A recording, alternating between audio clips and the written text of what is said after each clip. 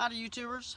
Today I want to do a quick video catching crayfish. There's two main ways you can catch crayfish. You can either A, go to them, or B, let them come to you. This is going to be the latter of the two. This is for us, I wouldn't say lazier, but those who have other obligations and don't really have time to go to them. All you're going to need is a minnow basket, which you can get those at your Walmart or any other tackle store or whatever. End of season, normally right before winter, you can get those on sale for like $4. That's how much I paid for this thing. You need that. You need fishing line or something to tie it down with. I just have fishing line tied over here to this little sapling to keep my trap from going anywhere or any critter from stealing it. And then thirdly, you need bait. And the cheapest bait you can get is a loaf of bread, whether it be bun or sliced bread or hot dog buns, whatever. You can use stale bread, which at your grocery store, oftentimes if their bread is outdated or they can't sell it, they'll give it to you, or if they won't give it to you, they'll give it to you for like 50 cents or whatnot. So, inexpensive. So what you're going to do is you're going to find yourself a little creek right where the water starts to pool a little deeper. As you can see up north there, where the water's coming down from, it's shallow, you can see the rocks fairly easy. But right here where I'm at, you can see the water is cutting into the bank underneath, which is right where your minnows are going to be, in underneath that little cliff there. And this is also where you can see big ledges of rock here. That's where crayfish will often be too, and with the minnows, they'll hide underneath these big ledges. So it's best to put your trap right where the water's pulling up, right where it's a little bit of a community or whatever for your minnows, and you'll oftentimes find crayfish there as well. You can see there's a little dam there, right where the water's pooling up in front of that dam where that foam's at. That is not a good place to put your trap because the water is not moving as freely through there.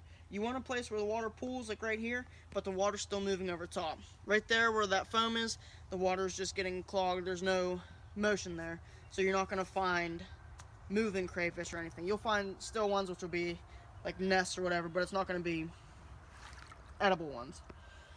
So what you're going to do, after you got your little trap and you tie it to your sapling or a branch or whatever, you're just going to stick it in the water, and you're going to want, there's two holes here, one in the front and one in the back, if you've never seen a minnow trap before. And all you're going to do is you're going to stick that hole in the front facing the current. That way when the crayfish comes, it's going to be swimming right along through here. It's going to swim right into your hole, and it's not going to be able to get back out the other side. I don't know how that happens, how they can get through one hole but not the other. It just does. So you have it set in there, and then you just need to bait it. And like I said, just get a piece of bread or whatever. It's real cheap. It, you know, if it's left over from what you don't eat, then you just use it for this. You're just going to take your bread here. See if I can rest this on my foot. Rip it up into just a couple pieces, not too many, because you don't want it too fine, because then when the water gets it, it'll just float away. Shove it through your little hole there.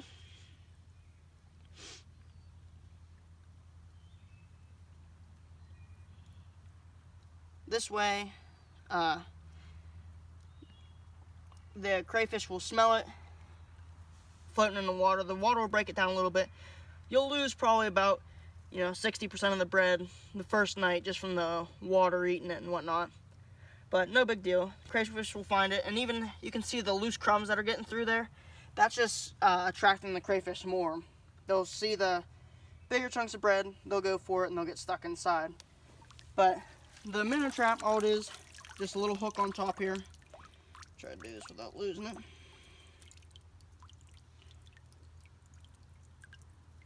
Just squeeze the clamp, opens right up, comes apart in two separate pieces. Let's see if we can get them apart. There we go. As you can see, we've had this trap out here for about a night, and we've got, I counted them a second ago, there's 8 crayfish in there. Big ones, small ones, all edible though. And they'll just sit there and they'll eat that bait. You don't have to take them out right yet. I usually wait until there's about a dozen or so before I decide to take them out. But that's all there is to it. Put this back together real quick. But like I said, it takes no effort. This is the, the easier way of the two for those of us who don't have the time to go to the crayfish. But so that's our first method. I'll show you in another video just going and getting them yourself. That's our second process we have. But that's our crayfish catching video with a minnow trap. Simple and easy. Alright, like, subscribe, comment on our videos, and tell us what you want to see. Thank you.